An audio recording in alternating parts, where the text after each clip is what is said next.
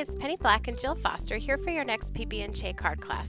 And in today's video, I will be sharing you sort of a faux watercolor technique to create a set of 3 cards.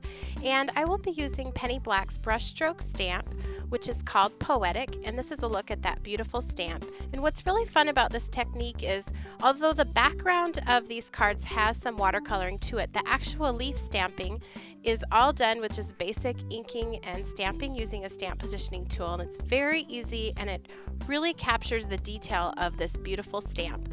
I've created a set of Father's Day cards because this is a nice masculine image, but you could very easily change the color scheme and the sentiment and use them for any occasion. So to begin, I'm working in my Misty stamp positioning tool, and I am stamping onto Ink Essentials Ranger gloss paper, and that is really the key to this technique. And I'm inking my stamp using Ranger archival inks, and I really like this ink for this particular technique because it is permanent, it dries really quickly, so you don't have to worry about it smearing on that gloss paper.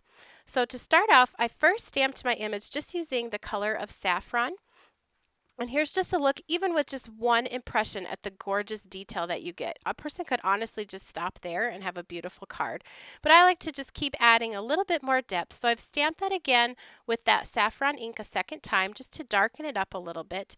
And now I'm going to pull in a second color. This is called Orange Blossom. And I'm just sort of turning the ink pad on its side and inking just around the edges of the leaf. And then I will stamp that down, and you can see how that just starts building up that color around the edge, and it's almost like you're doing the shading of the stamp right there, but just by repeatedly stamping it.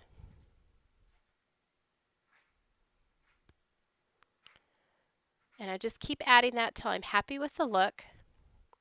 And then the final color I'm going to use just around the edges again is Potting Soil. And that's just a brown, and I think it gives it just a little bit more of a natural look.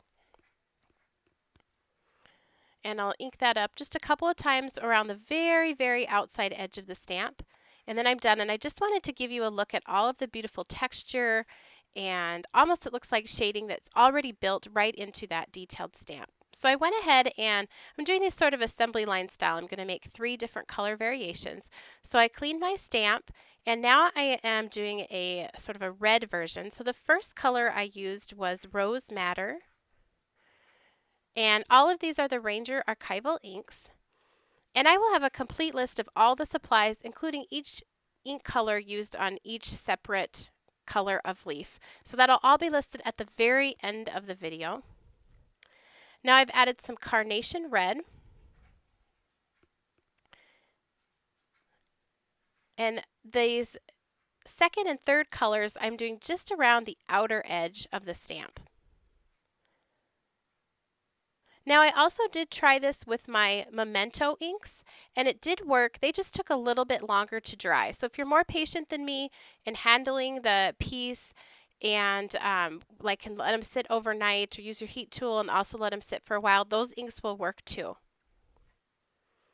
So I finished that out with some vermilion ink and potting soil around the edges, and now I'm working on the third variation. So I cleaned off my stamp, and now I am stamping with Viridian ink.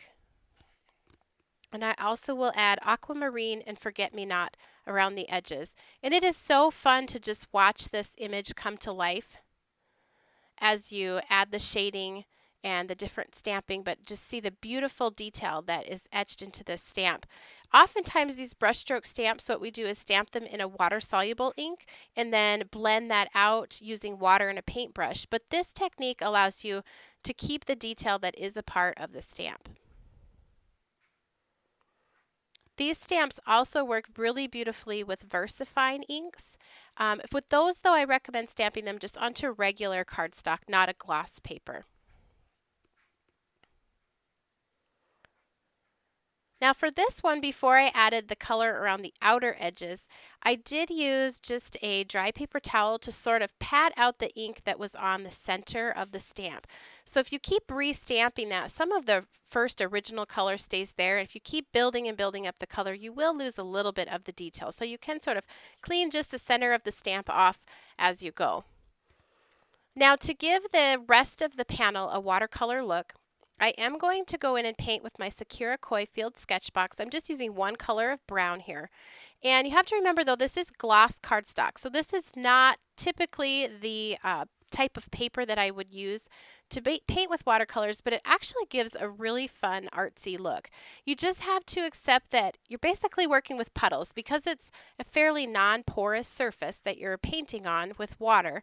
The ink or the paints are just going to puddle up where you're applying them.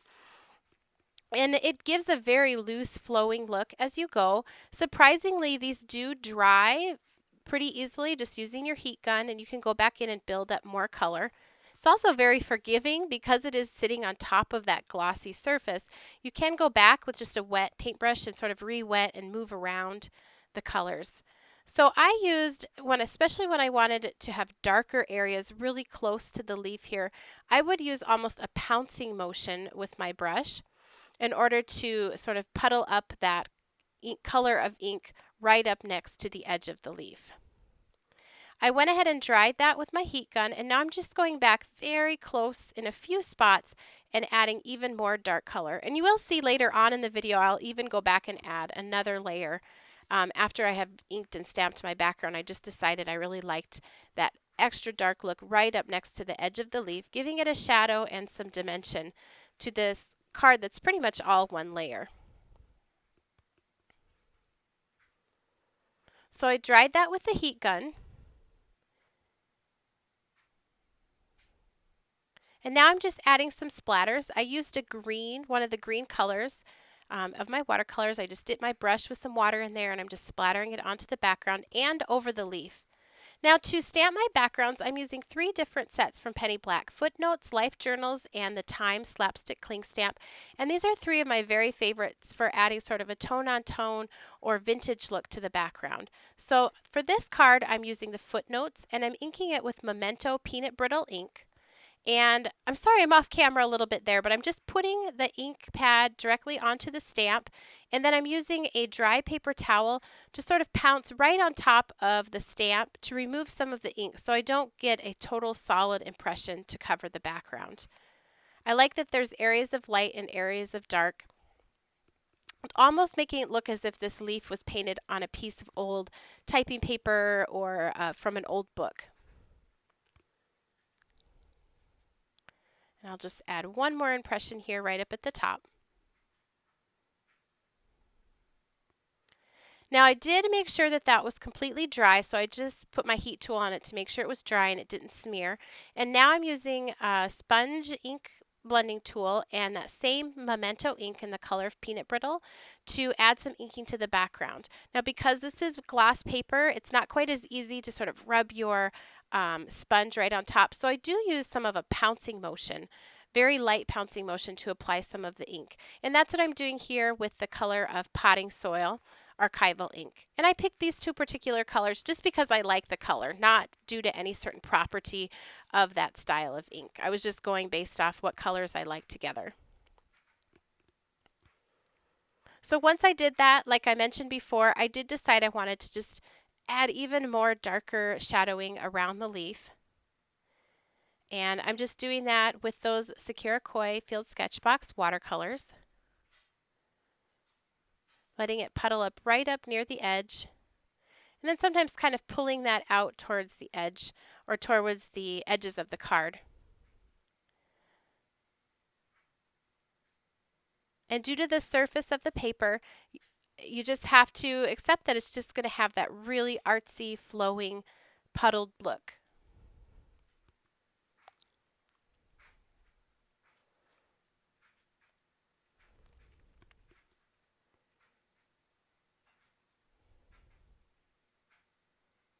And then I use some of that brown to add even more splatters.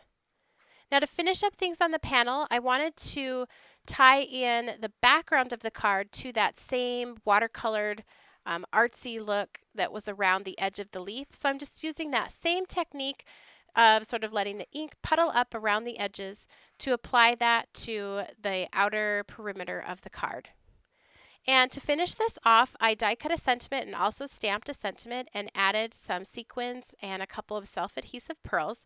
For my sentiment, I used the Penny Black Creative Die Love, along with the little stamp sentiment for Father's Day from the set called The Sweetest. That's a miniature 3x4" transparent set. And I cut the die cut sentiment, the word love, and I cut that from Nina's Solar White cardstock and also a piece of a dark brown fun foam, and I layered those together. And I really like the way you can see bits of that fun foam peeking out from behind. It just adds extra depth and a sort of a shadow look to that creative die sentiment. I thank you so much for watching today's video. If you enjoyed it, please be sure to give it a thumbs up and subscribe to our YouTube channel. You can also connect with Penny Black on Facebook, Pinterest, Twitter, and Instagram, as well as our website, and I will link to all of those down in the YouTube description box below. And here's a list of all the supplies used in creating today's card.